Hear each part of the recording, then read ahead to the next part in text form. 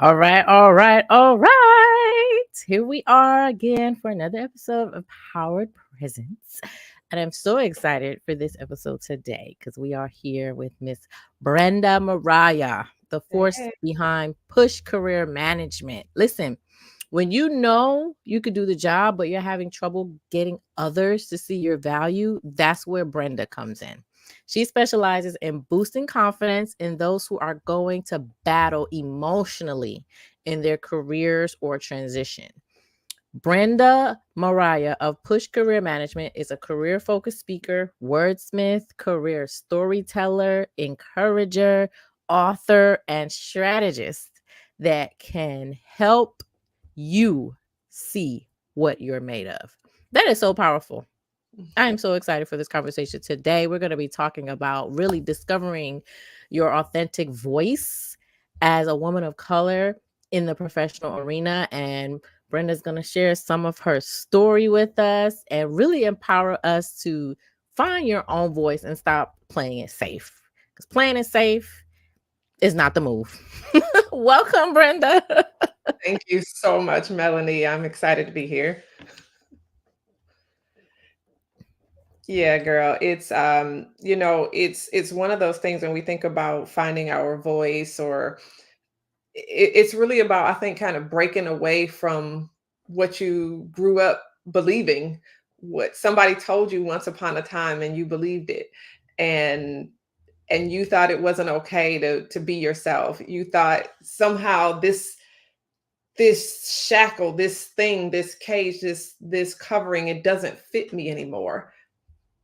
But yet Mm, I'm going against the grain of what somebody else said. And that doesn't, that friction, it doesn't, it makes it very difficult to do things a different way.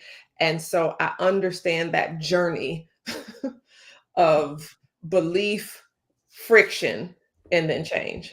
mm. So tell us about the friction part, like, and if you have any, client stories or personal stories about really how to recognize that there is friction for Mhm. one, and then how do you smooth that friction out? Like, how do you get rid of the friction and make it smooth? And I love that this word is kind of emerging in this conversation. But yeah, friction, it is truly, you recognize it when something just doesn't feel right anymore. Um, you start to question some things that you never questioned once upon a time. And so for me personally, um, even some of the spiritual things that I always believed. And so I'm a woman in my now mid 40s who just a few years ago got whammied with a divorce. Mm, Well, I always believed that marriage was covenant, marriage was commitment, marriage is till death do you part. And yes, I had heard of divorces. I am familiar with the concept of divorce, but that wasn't supposed to be my ending. And so here we are. I have this friction with a belief that rubs up mm, against the grain of reality. mm, And so what do you do with that? And you have to, there's a battle that happens. There's like a straight tug of war that's going on the inside, where you're just like, well, on the one hand, I believe this, and on the other hand, this person that moved on and got married and all these other things. Like, wait, where does that leave me? And so friction was, I think, the word for the moment. There were times, even I went out of the country for a few months last, or excuse me, for a little bit over a month last year, and I part of me just felt at home there. I wanted to be there. Like I could see myself making a life there. And then instantly it's like, yeah, but what about my kids? Yeah, but what about this? Yeah, but I don't know. I can't do that. Who am I? Who do I think I am? And that was a moment of friction. It was another moment of friction. And what I needed in that moment was a catalyst to help me get out. And that catalyst for me in that moment was a friend whose voice got into my thinking and said, "Why can't you figure out a way to?" As opposed to convincing yourself that you can't. Figure out a way to do this thing. If you're worried about your children, figure out if they maybe want to join you. Can they leave the country? Why are we so chained to a belief? And it's friction. It's emotional friction, mental friction, physical friction, and sometimes. And we have got to get to this place where it becomes okay to think differently Mm-hmm. about a thing.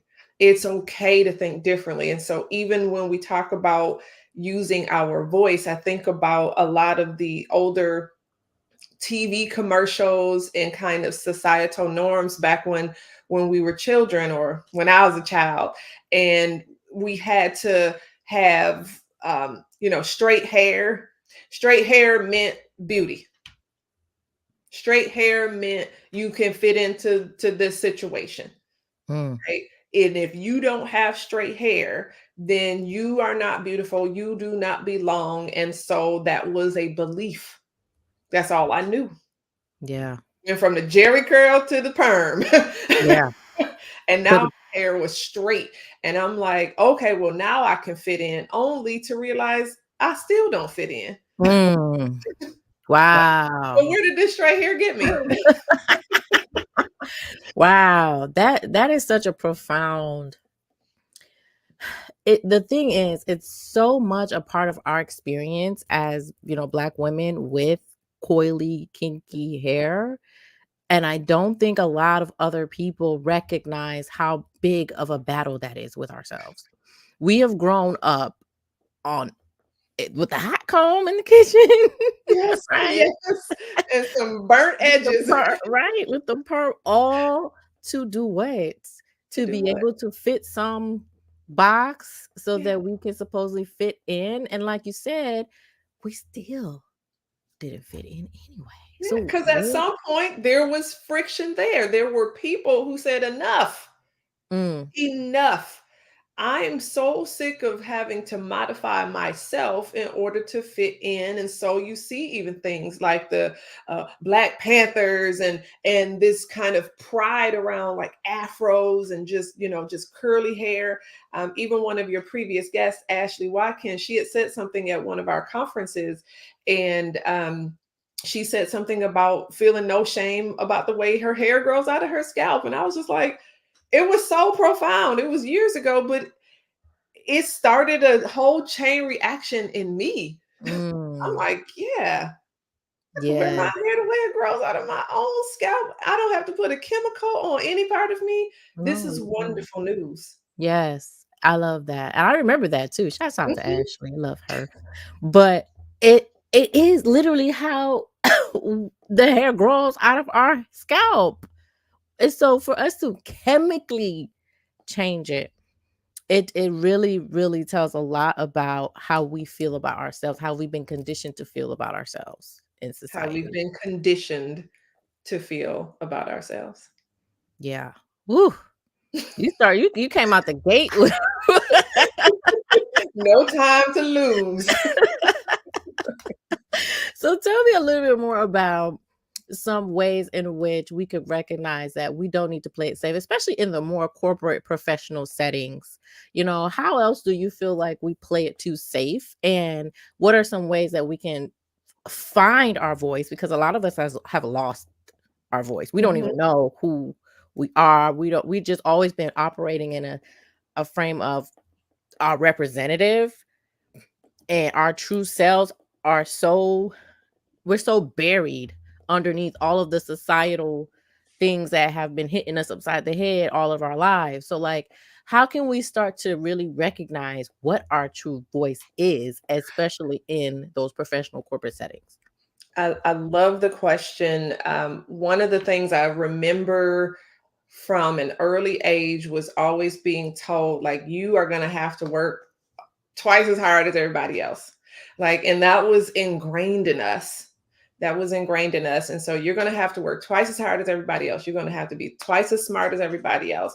And so I studied, honor roll was like such a big deal for me to always make sure I achieved the honor roll. I would, put myself in timeout if I got the merit roll. Let me get a B. And I'm crying tears like it was a bad thing because I hadn't achieved enough, hadn't Mm. achieved this perfection. And so again, then there's this friction because that's not getting me anywhere either. And then there's this realization that, you know what? If I'm out here sounding like everybody else, who in the world is showing up as me? Nobody. My voice matters. And I was so sick and tired of just being one of the voices of noise, Mm. especially as social media came on. It's just noise, it's just echo chambers, and everybody's kind of, if we're not thinking the same thoughts and doing the same things, and we are on the outside and we are these rogue agents and we're just out here doing it. Who said my opinion matters? And so, one of the things that I think we can do is start to ask questions and stop thinking that we're wrong just because we don't know all of the answers. Like, that is using your voice. It's saying, hey, I don't understand that. What I've Mm. discovered more often than not is when you ask questions and you ask people to break things down, you discover they didn't You even don't know know what they what talking they about. were talking about. A lot of folks in corporate settings are using these acronyms and mumbo jumbo, and they have no idea what that stuff even means. And so you're trying to understand the kind of the foundation, the root of it, and here they are just kind of getting along in the mediocrity of just Mm. regurgitating language. And we've all missed the mark. Nobody can get advanced. We can't innovate because nobody even understands what's going on. So, beginning to ask questions and being unafraid of asking questions for fear of sounding like you're stupid, you're dumb, you don't know what you're talking about. No, as a matter of fact, asking questions helps you to break that thing down and really be ready to innovate in your space. I love Another thing is to share your ideas, right? We do. We feel like, oh, I can't say that. I can't say that. That does. Nobody else in the room has said this thing, so how can I come and say this thing? I can't share that idea. Who do I think I am? Well, your voice matters. They hired you for a reason, and so I'll be darned if you're sitting in the back of the conference room being quiet. Let me tell you something. Your silence speaks volumes, because when it comes time for the promotion, when it comes time for the pay increase, it's like, where were your ideas? Mm. You're not an innovator, you're not sharing anything with the team. So we are out here missing opportunities because we're afraid to ask questions, we're afraid to share our ideas, and then darn it, especially in this time of social media, we are afraid to state our opinions. Sometimes they are harsh, sometimes they go against the grain, and you know it and you feel it, and it's scary to say something. But I'll be darned, I'm tired of it. I'm tired of being sitting on the sideline, sitting on somebody's fence, hoping to kind of carefully choose which Mm. side is going to be the right side. And if I say the wrong thing, oh my gosh. But what if I say nothing and innocent people are hurt because of my silence? That's not okay. And so I suggest, surely think through your position on things. Don't just kind of be out here just shouting some stuff from the rooftops and you haven't actually considered all the points of view. But once you've landed on a position, please, good Lord, share that thing. I love that. I love that so much. And the reality is, we have seen people share their opinion and literally get canceled. Yeah. right? They get fired, they get, they lose contracts. All of these things are happening because they had an opinion that was against the grain. And so what would you say to someone in fear of getting canceled, getting fired, losing contracts, etc.? Because it's really real. And at the end of the day, a lot of people feel like that's my livelihood. So I'm gonna just do what I gotta do to keep What is my that money. statement? And I can't remember who said it, but it's like if you don't stand for Yeah, something, you'll something fall to for fall for anything. anything. Mhm. Um, and and we have to get to that place of, if you don't truly believe it, maybe you don't need to say it. But if you believe it and you said it, handle the consequences. If Mm, you get canceled for saying something that you honest to God believe in your heart and your soul, cancel me. Cancel me today, right now, That's this a moment. t-shirt. That's a shirt. Cancel me. Cancel me, because I don't want any part of what you're doing if I can't show up and state my position. Hmm. If you don't have the backbone to contend with my position, then Mm, we have a much bigger problem. If you cannot survive scrutiny, this is an issue. And so we have got to make sure that we are, of course, thinking through our positions. Don't miss that part. Don't miss that part about thinking it through and making sure you understand. I like the word circumspect, right? Trying to look at things from multiple angles. You may not catch them all, but you can surely try, and you can do your due diligence. And once you have done your due diligence and you have a firmly held belief, and somebody just decides, you know what, you're on the outs now, mm, I'm gonna start. I'm gonna start my own community of people right. who understand where I'm coming from. Because maybe you're not ready. Look, we've seen folks throughout the course of history that were simply ahead of their time. They got canceled. They ended Yeah. up being right, but Yeah. at the time they got canceled. So I think if we're spending so much time worrying about, who's gonna kick me out of the room because I said the wrong thing, if you believe it, and only if you believe it, you have got to have the backbone to stand with that word. Yes. I love that. You just gotta have the courage to That's it. believe, to stand in what you believe in. Period. Period. I love that. And it's funny because when you said, you're gonna create your own community of people who pretty much agree with you or share your sentiments, etc. I There's always gonna be people that's gonna agree with you, and there's always gonna be people who disagree with you. Mhm. Right. And in the work that I do around personal branding and, women of color really having a voice and putting themselves out there and sharing their expertise or their opinion or their perspectives, I think a lot of them are very afraid. But I try to tell them, listen, at the end of the day, no matter what, and I always bring this reference of the two extremes, right? Jesus had opinions and things that they killed that man. Killed Okay. him dead on the Right? cross. But there, look at how many people also follow in his ways and his teachings. And then look at Hitler, Mm, right? Hello. ouch. Do I really need to expand on that? And Mm-mm. so we are nowhere near those extremes. Right. So I like to paint that picture to show people no matter what, you're going to have opposers and you're going to have supporters. Yeah. Your job is to focus in on your supporters who could continue to help you spread your message. So here's a thought. And here's me using my voice in real time, right? Focus on the supporters. Great. But don't exclude your opposers, because sometimes their voices are just as important. They are the ones who introduce those elements that you didn't think of. Mm, They are the ones who introduced you to your own blind spots. And yeah. so oftentimes, and I hate when I see it, but like diversity, inclusion, equity, those initiatives and efforts that was all, all the rage in 2020, you can see that those dollars have dried up. Those Yeah. funds are gone by the wayside.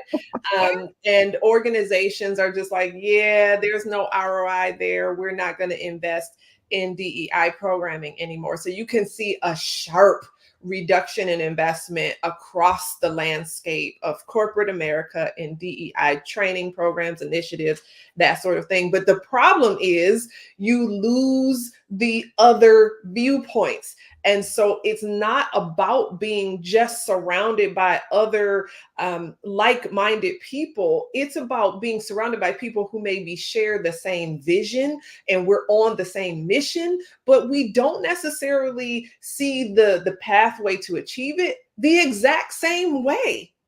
We don't have to see things differently. We don't have to come from the same walks of life, but it's the absence of those voices that ends Mhm. us walking right into a pitfall. We walk right Mhm. into traps every day because we didn't see something coming because we I love excluded that. those voices. I I think you make a very, very good point, and I think a lot of people can't handle the opposers, Mm, right?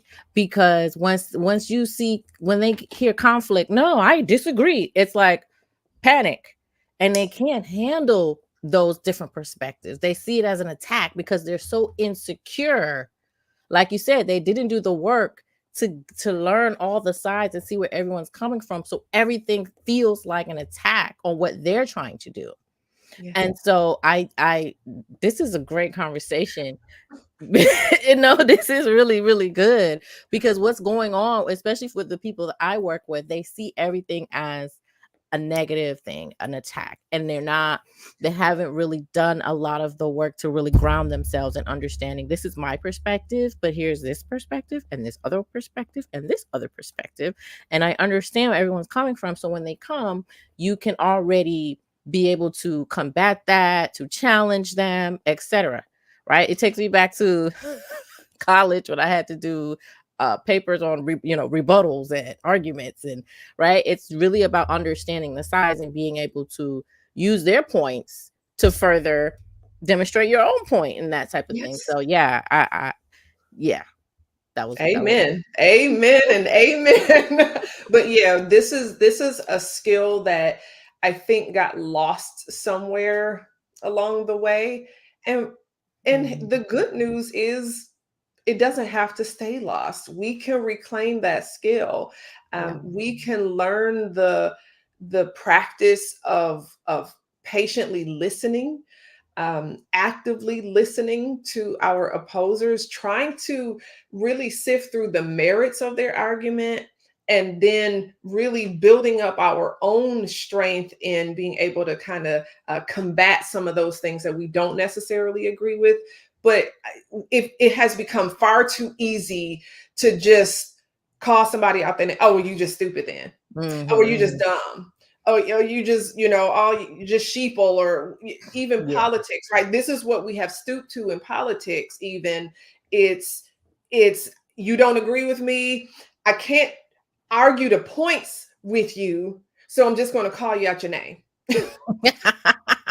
I'm But going to call you stupid and then shut it down and walk away. I think a big part of that too is social media, because before, if you were talking to someone, it was a real person and there weren't 100 people yelling at you, "Ah, yeah," right? Where now you post something, it could be literally 100 people telling you, "No, you're wrong. No, da, da, da, da, da." That could be overbearing and a lot, Yeah. right? And I think that dynamic of having those, fair and friendly debates Yeah. have turned into Name a calling. shit show.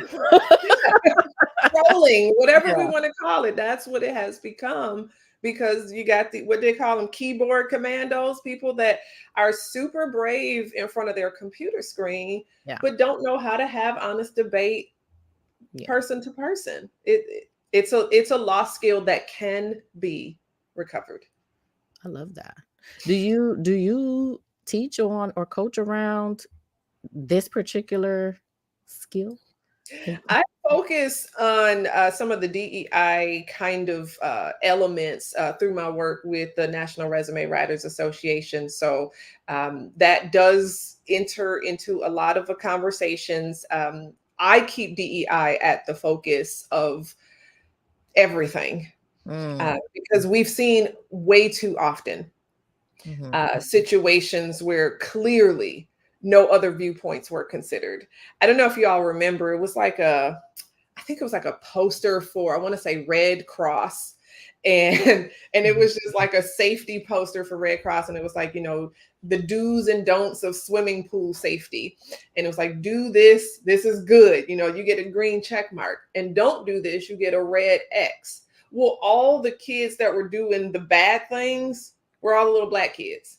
Mm. All the kids that were doing all the good, wonderful things were all the little white kids. Well, what's the issue with this? Is why are we the bad guy in every single? I mean, it's like 15 of these good and bad on this poster. You Wow. mean to tell me not one of these little kids with brown skin knew the right behaviors? And it's those kinds of things that we miss because we didn't see, because the blinders were on, and those opportunities were missed to prevent this kind of issue from being out there, right? We've seen designers, I forget which designer it was, had some little kids talking about monkeys, and I was like, what? Mm. Like in the year of our Lord 2023, this is still happening. And it's because you don't have representation from different points of view, different perspective, cultures, experiences. This is still happening. So, yes, this is something that I care deeply about, and I entrench it into every aspect of my work over there. I love that. I love that. That is so powerful. Ooh. I want to go back to a word you use, and you probably don't even remember using it, but I wrote it down. Towards the beginning, when you talked about this perfection that we aim for. And perfection is something that I definitely speak on because I think a lot of us tend to strive for that perfection. Mhm. But the reality is perfection is it's just doesn't exist. Mhm. Doesn't exist. And so as we navigate life, career, relationships, whatnot, and we're always looking to be this perfect person, I think we miss so many opportunities to grow and to learn and to really showcase who we actually are, which is what people appreciate. So what are your thoughts around Let me tell you, striving for I got to laugh at that one because because perfection has been such a goal for me my whole life, Mhm. um, well into adulthood. Um, Perfection in at school, right? My academic progress needed to be perfect. My speech needed to be perfect. The way I spoke, I needed to, oh, you sound so smart for a black girl. Like, why do I sound smart for a black girl instead of just being smart? Um, I had to be perfect. It was almost drilled into me. But the biggest area that required perfection of me was religion. Mm. It was religion, right? And it's this thought of, you gotta be like Christ to be a Christian, and that means you got to walk like Christ did, and that means you got to give to the poor, and you got to be this way, and you can't sin, and you can't be lukewarm, and so that all of these messages kind of force fed a mindset of perfection. It had to be perfect or it wasn't good enough. Very rarely, I don't know if I was exposed to, in earlier years, I don't know if I was exposed to church based teaching that said, hey, we're going to miss the mark. I hear, we all fall short. We all going to trespass. We're going Mm. to sin, but we're supposed to do this. And if you don't do this, you got to sit down and you can't serve in the church and you so I'm supposed to be out here perfect. Or I can't serve, I can't do Mm. any of these things. And it only dawned on me again in very recent years, maybe even months, that perfection is not attainable. Stop. It's not attainable. So it was yet another one of those things where you think you have to be perfect, you come up against a friction, and then you Mhm. have to go through this whole journey to contend with the fact that, you know what, I'm not perfect. I am going to miss it. I Mm. struggled with folks who got divorced and got remarried, folks who called themselves Christians, but they were sleeping with, partners out of wedlock. I thought, you can't do that. You're not even gonna get into heaven doing that. And I don't have anything to do with anything. Mm. And so I think we missed the mark. And so a lot of, especially thinking about the corporate women, they'll label it imposter syndrome. Well, if I don't know everything about everything, then I must be nothing. And so therefore Mm. I'm an imposter. I don't belong here. And I'm so over it.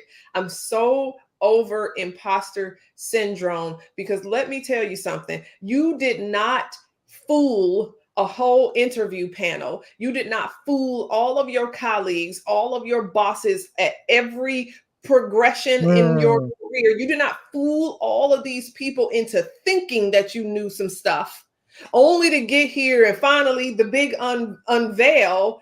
Look at me. I don't know anything. I'm an imposter. I don't belong here. Stop that right this Mm. second. Stop it right now. Mm. Right now. You do not have to have every answer. You do not have to have everything so perfectly thought through. This is where diversity comes in because you might not be able to see the whole detail of every picture, but somebody else can see those areas that you couldn't.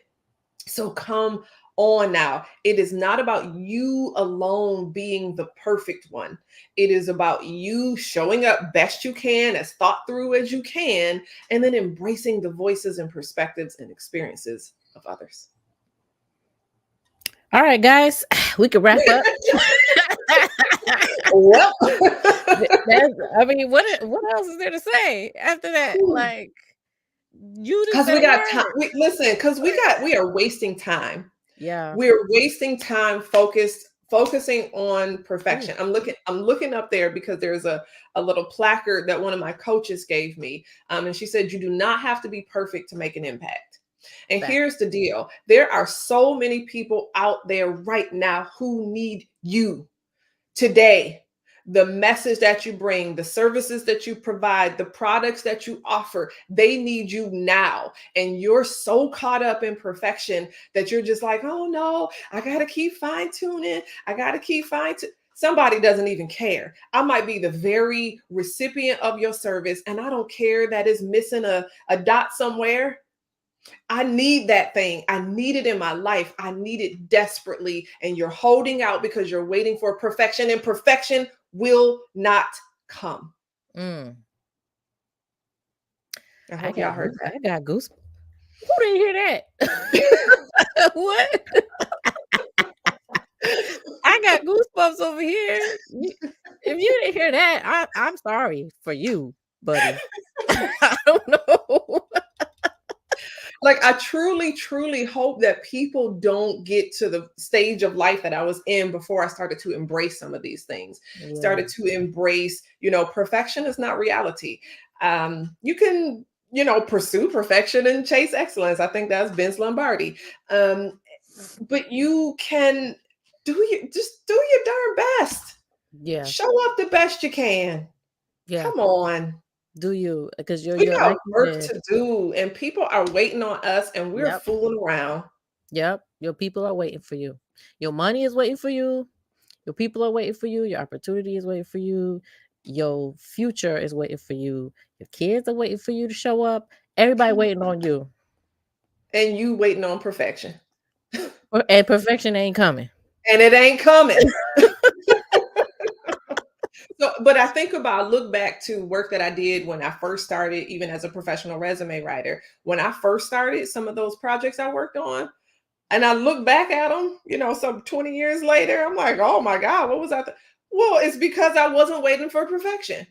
Perfection wasn't coming. I And love that. so I started where I was, and then I progressively got better. And then you look back and you see how far you've come. Yeah. That's the mission. Don't wait. Don't think you're going to start at the top. Come on now. You're going to start at the beginning. And then you're going to get a little bit better.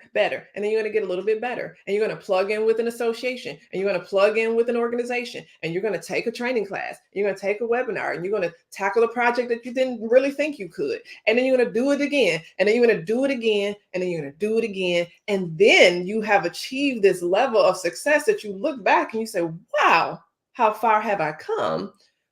But it didn't start there at the top. So come on, let's just begin. Let's just do the thing. Yes. Just hashtag do it. I love it. And cancel me if necessary, because I said Cancel what me. I said. I love this. Oh my gosh. Yes, you are so phenomenal. And I'm just I just love it. I just love everything that you stand for, and I love your passion around what you're talking about, and I could see that you really care. You know what I mean? Like, because I recognize it because I'm the same way. And I'm like, you went to the point where you start yelling. Like I get a little preachy Right? now. Like, yeah, we start kind of talking louder because that energy inside is like that. This, you could tell this is your ministry. Like, this is something you're very passionate about. So I really appreciate you for bringing the heat today. Okay. You did not hold back, and I love that. I love it so much. What is there any parting words that you would like to say? I mean, you don't have to say anything. I told you we were done 10 minutes ago when you said what you said. But if there's anything else you wanted to share, if there's anything that you feel like the people need to hear, if there's any other points that you want to make, please. I'm thinking the word encouragement is coming to my mind because it's a word that just surrounds me. It's just so integral to who I am and the work that I do. I get so many phone calls from people who are just like, I'm so lost, I'm so stuck, I need help. I know I deserve this promotion, but nobody's seeing me, or I just lost my job. Nobody's giving me a chance. What do I do? Like I keep hearing the same Mm, kinds of messages. And at the end of the day, I know all you need is encouragement and proof that you know what you're doing. And so I want to just make sure to encourage you, whoever you are, right? You are listening to this message for whatever reason. Maybe it's an encouragement to use your voice, use it. Maybe it's an encouragement to start asking questions in those meetings. Ask them. Maybe it is an encouragement to take a step and learn a new skill so that you can make those career moves that you've been wanting to make and you've been hesitant to do. And so it doesn't matter what the thing is. Sometimes we just need to be encouraged to take the first step, the next step, and so on and so forth. And so certainly if you need help in that area, you can schedule a consultation with me. But if you don't, or even if just these words alone got the job done for you, then my mission here has been accomplished. And so do the work, be encouraged, take the necessary first steps, and know that help is here. I love it. Thank you so much Thank you. for being who you are. Same. Not for anything you do or anything you can do, not for just for being Brenda. Because I remember the first time that I met you. Mm, I remember mm. the first time that I met you, and I was so like, Brenda. I never got your name. I was like, Brenda. It was a different last name. But I remember you because you had this short, natural hair, and you had your pencil skirt type dress, and you were presenting about, it was a resume conference, child. And so I was there just trying to soak up some knowledge. And I just remember how organized your information was and how confident you were in what you were talking about and how many great ideas you gave me. And I remember asking you, okay, I asked you something. And you were like, well, if you want somebody to look at your work, I could look. I was like, no, I don't need that. I know my work is good. And you were like, well, then what you waiting on? What we doing here? What we doing? I was like, you are so right. What am I doing? That was my first interaction with you all those years ago. And I just always respected who you were. So, And I would like to share with you that I have witnessed your evolution as well. Um, you went from kind of primarily resumes to like, you know what, I can offer more. I can help people with their branding. And I think that it was a beautiful thing. But I saw the boldness in your voice. I saw you. And you, whether you know it or not, were part of the inspiration of me. And so it's incredible, I think, that s- so rarely do we understand the impact that the we have on impact. other people when we use our voice. Yes. Amazing. Thank you for Thank seeing me.